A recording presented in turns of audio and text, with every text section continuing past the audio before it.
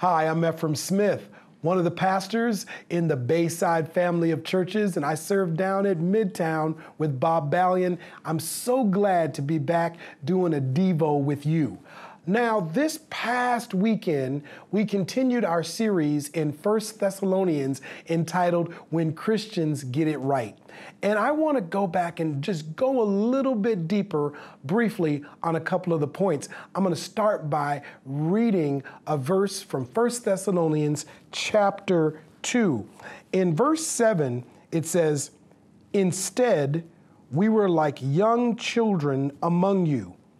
Just as a nursing mother cares for her children, so we cared for you.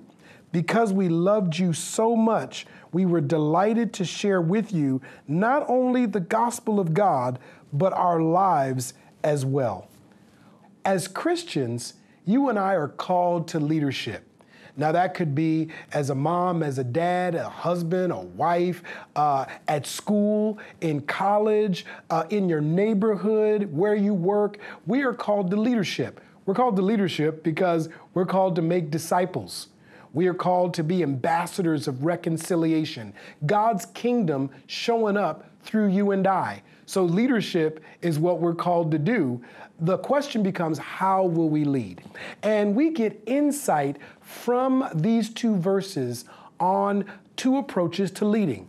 One is, and this again is review from last weekend, is authenticity over authority. That means that people don't just need to be reminded of your position, they need to actually experience your life. One of the ways we can lead like Jesus is to put our very lives before the people that we serve and influence. They need to know that you have experienced some of the same things they're going through, and God has made a significant difference. They don't need you to be the one that tells them the rules, but they need you to be the one that lives before them the real life of following Christ. And the other thing we see is being nurturing like a mother.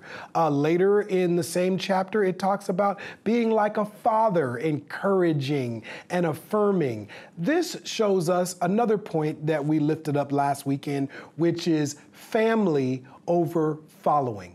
At the end of the day, we lead like Christ in the places that we are because it's an opportunity for us to grow, to extend the family of Jesus, to extend who is our brother, who is our sister, what is the community that we're experiencing being the church.